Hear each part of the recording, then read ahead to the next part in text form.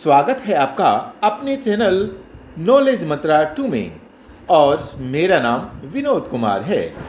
आज की इस वीडियो में हम क्लास 12th की हिंदी पढ़ने वाले हैं और बुक का नाम है आरोह भाग 2। कविता का नाम है सहर्ष स्वीकारा है और इसको लिखा है गजानन माधव मुक्तिबोध जी ने। सहर्ष का मतलब होता है खुशी के साथ, सहर्ष हर्ष के साथ यानी प्रसन्नता अथवा खुशी के साथ स्वीकारना, स्वीकारा है मतलब स्वीकार करना, किसी चीज को स्वीकारना। तो सहर्ष स्वीकारा है यानी खुशी के साथ किसी चीज को अपनाया है, स्वीकार किया है। तो इस कविता में मैं आपको इसकी इजी एक्सप्लेनेशन दूंगा ताकि इसमें जो भी क्वेश्चंस आए आप उसको फिर अपने एग्जाम में कर पाओ। व्याख्या शुरू करने से पहले आपसे एक रिक्वेस्ट है, अगर आप इस चैनल पर नए हैं तो इस चैनल को सब्सक्राइब करके बेल आइकन को दबा दें ताकि आपको इस चैनल पर आने वाली हर अपडेट समय पर मिलती रहे। तो आइए शुरू करते हैं। कविता सहर्ष स्वीकारा है। यह कविता कवि गजानन माधव मुक्तिबोध के निजी अनुभवों पर आधारित है। कविता शुरू करने से पहले मैं इसका संदर्भ आपके सामने रख देता हूँ। प्रस्तुत काव्यांश हमारी पाठ्य पुस्तक आरोह भाग 2 में संकलित कवि गजानन माधव मुक्तिबोध की कविता सहर्ष स्वीकारा है से लिया गया है। तो आज का जो हमारा काव्यांश है वो यहाँ से लिया गया है। अब मैं आपके सामने कविता की लाइनें पढ़ूंगा, फिर इसके प्रसंग की लाइनें भी बताऊंगा कि क्या होंगी। आइए देखते हैं कवि ने इस कविता में क्या कहा है। जिंदगी में जो कुछ है, जो भी है, सहर्ष स्वीकारा है, इसलिए कि जो कुछ भी मेरा है वह तुम्हें प्यारा है। गर्बीली गरीबी है, ये गंभीर अनुभव सब, यह विचार वैभव सब, दृढ़ता यह भीतर की सरिता यह अभिनव सब मौलिक है, इसलिए कि पल पल में जो कुछ भी जागृत है अपलक है, संवेदन तुम्हारा है। आइए अब इसकी व्याख्या करते हैं। कवि अनंत सत्ता के स्वामी अर्थात उस ईश्वर को संबोधित करते हुए कहता है कि उसके जीवन में जो कुछ भी है अर्थात जो भी हर्ष, विषाद, राग, द्वेष, लाभ, हानि, धन, संपत्ति, सुख, दुख, जो कुछ भी है वह सब कुछ उसमें ही प्रसन्न है। उसने उसे प्रसन्नता के साथ स्वीकार कर लिया है क्योंकि इस जीवन में जो कुछ भी उसका है वह सब कुछ उसी अनंत सत्ता के स्वामी का दिया हुआ है तथा उसका अति प्रिय। लिखा ना, जिंदगी में जो कुछ भी है, जो भी है, सहर्ष स्वीकारा है कि मेरी जिंदगी में जो कुछ भी मुझे मिला है वो मैंने सहर्ष खुशी खुशी उसे स्वीकार कर लिया, इसलिए कि जो कुछ भी मेरा वह तुम्हें प्यारा है। तुम्हें उस परम सत्ता यानी ईश्वर को संबोधित करते हुए कहा गया है, इसलिए कि जो कुछ मेरा है क्योंकि उसे जो मिला है, कहाँ से मिला, वह तुम्हें प्यारा है। तुम्हें मतलब उस परम सत्ता की बात हो रही है, तो कह रहा कि वह तुम्हें भी तो प्यारा है, इसलिए मुझे वो सब कबूल है। तो आगे कवि कह रहा है कि उसकी है गर्व से भरी हुई गरीबी, उसके जीवन के गंभीर तथा कटु अनुभव, उसकी विचारों रूपी संपत्ति, उसकी आंतरिक मजबूती, उसके हृदय में नदी की भांति बहती भावनाओं का अविरल प्रवाह, यह सब उसके लिए नितांत नवीन तथा उसे ईश्वर से मूल रूप में मिली हुई संपत्ति है। ये लिखा है ना यहाँ पर, गर्बीली गरीबी है। गर्बीली का अर्थ क्या है भाई यहाँ पर? गर्बीली, गर्बीली का अर्थ है गर्व से युक्त। तो कवि कहता है कि उसकी है गर्व से भरी हुई गरीबी, गर्व से भरी गर्बीली मतलब गर्व से भरी हुई गरीबी, उसके जीवन के गंभीर, लिखा नहीं यहाँ पर, ये गंभीर अनुभव तथा कटु अनुभव सब, यह विचार वैभव, लिखा उसकी विचारों रूपी संपत्ति, उसकी आंतरिक मजबूती, दृढ़ता यह आंतरिक मजबूती, भीतर की सरिता का अभिनव यह है। तो आगे लिखा है कि उसके हृदय में नदी की भांति बहती भावनाओं का अविरल प्रवाह, यह सब उसके लिए नितांत नवीन तथा उसे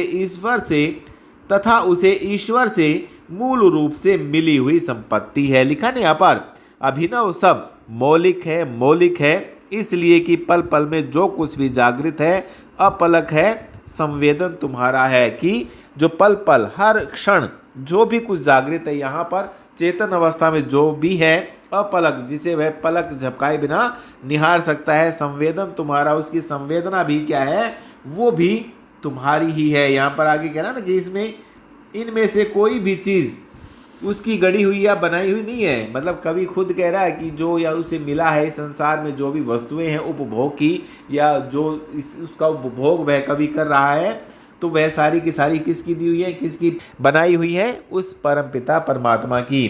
तो कवि को लगता है कि जीवन के पल पल में जो कुछ भी गतिशील व निरंतर भाव से चेतनता है, चेतनता मतलब यहाँ पर लिखा है ना, जागृत है, अपलक है, संवेदन तुम्हारा है।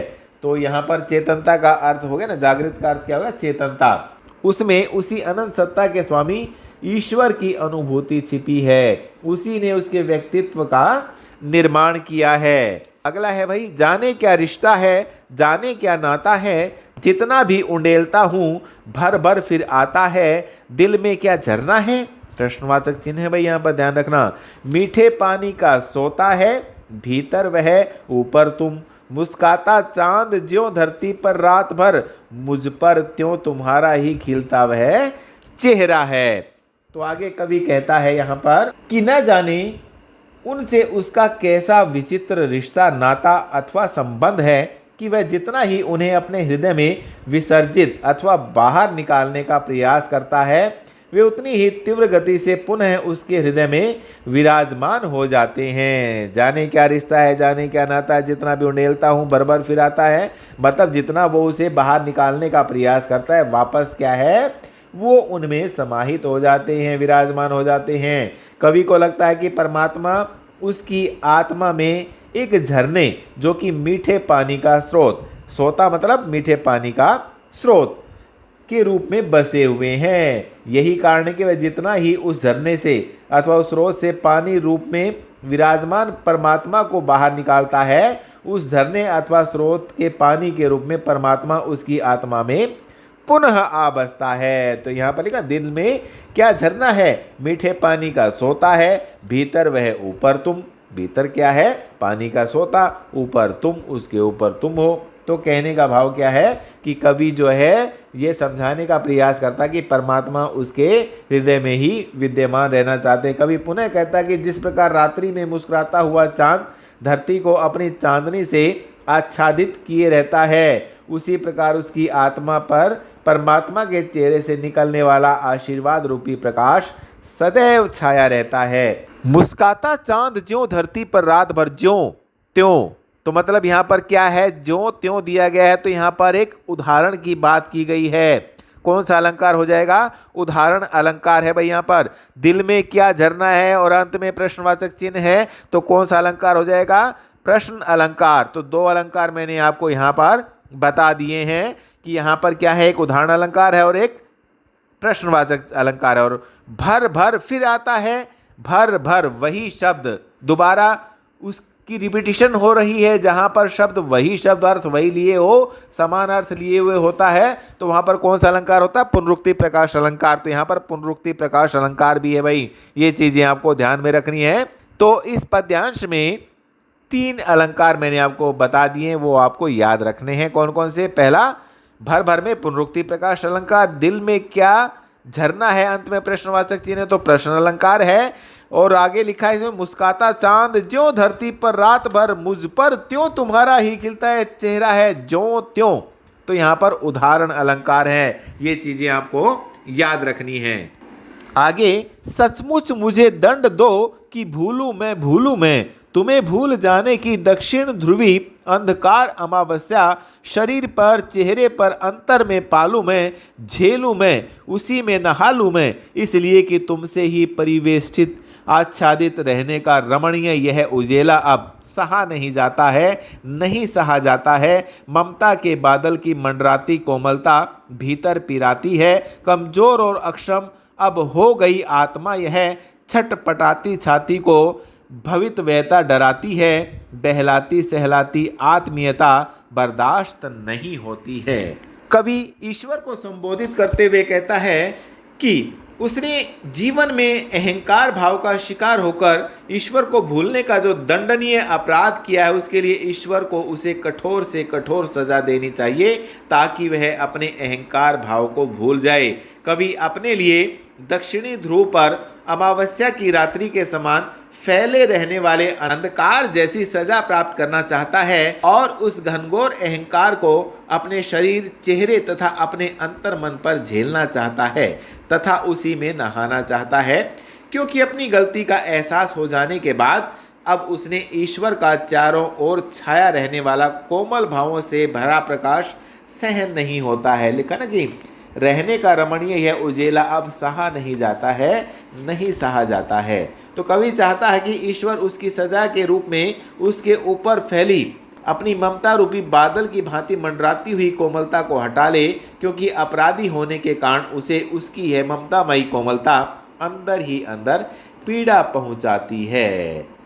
कवि कहता है कि अपने द्वारा किए अपराध के कारण अब उसकी आत्मा कमजोर तथा क्षमताहीन हो गई है तथा उसका हृदय हर वक्त बेचैन रहता है। लिखा है ना, ममता के बादल की मंडराती कोमलता भीतर पिराती है। तो यहाँ पर पिराती का अर्थ क्या है? पीड़ा देना, दर्द करना। तो भीतर पीड़ा देती है, कमजोर और अक्षम अब हो गई है आत्मा। इस कारण उसकी आत्मा जो है अब कमजोर हो गई है, क्षमताहीन हो गई है। किस कारण? क्योंकि उसका हृदय अब हर वक्त बेचैन रहता है। अब उसकी छटपटाती हुई आत्मा को भविष्य की आशंकाएं डराती हैं। छटपटाती छाती को भवितव्यता डराती है। भवितव्यता भावी, आने वाले समय की, यानी कि भविष्य की।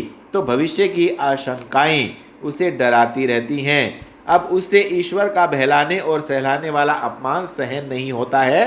वह अपने द्वारा किए अपराधों की सजा पाकर पाप मुक्त होना चाहता है। तो ये बातें आपको याद रखनी है। आगे है वही इसमें, सचमुच मुझे दंड दो कि हो जाऊं पाताली अंधेरे की गुहाओं में, विवरों में, धुएं के बादलों में, बिल्कुल मैं लापता। लापता कि वहाँ भी तो तुम्हारा ही सहारा है। देखिए यहाँ पर आश्चर्य की बात हो रही है ना यहाँ पर। तो यहाँ पर 2 साइन ऑफ एक्सक्लामेशन दिए गए हैं भाई अंत में।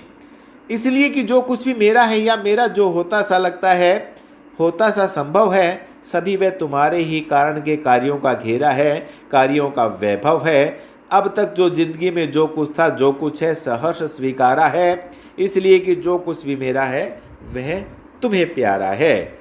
इन पंक्तियों में कवि पुनः ईश्वर को संबोधित करते हुए कहता है कि वह उसे उसके अहंकार भाव में आकर उन्हें भूल जाने के लिए सचमुच दंडित करें। सचमुच मुझे दंड दो कि हो जाऊं पाताली अंधेरे की गुहाओं में, विवरों में।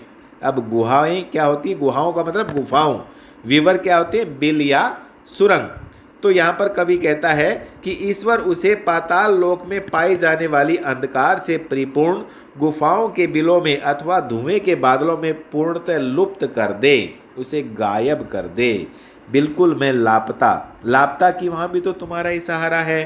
फिर आगे क्या कह रहा है कि उसे ज्ञात है कि वह लुप्त होकर जहाँ भी रहेगा वहीं उसे ईश्वर का साथ तथा सहयोग प्राप्त होता रहेगा। कवि कहता है कि उसके जीवन में जो कुछ भी उसका कहने योग्य है या जो कुछ उसका इस जीवन में होना संभव है, वह सब ईश्वर द्वारा प्रदत्त साधनों से कृत कार्यों का ही फैलाव है तथा उसके जीवन की तमाम शान और शौकत ईश्वर का ही आशीर्वाद है। कवि पुनः कहता है कि उसके जीवन में जो कुछ भी है, अर्थात सुख दुख, हर्ष विषाद, राग विराग, संघर्ष अवसाद आदि, वह सब उसको प्रसन्नता के साथ स्वीकार है, क्योंकि इस जीवन में जो कुछ भी उसका है वह सब कुछ उसी अनंत सत्ता के स्वामी का दिया हुआ है। तो ये थी सहर्ष स्वीकारा कविता की सप्रसंग व्याख्या। उम्मीद है आप सबको पसंद आई होगी। बहुत बहुत धन्यवाद।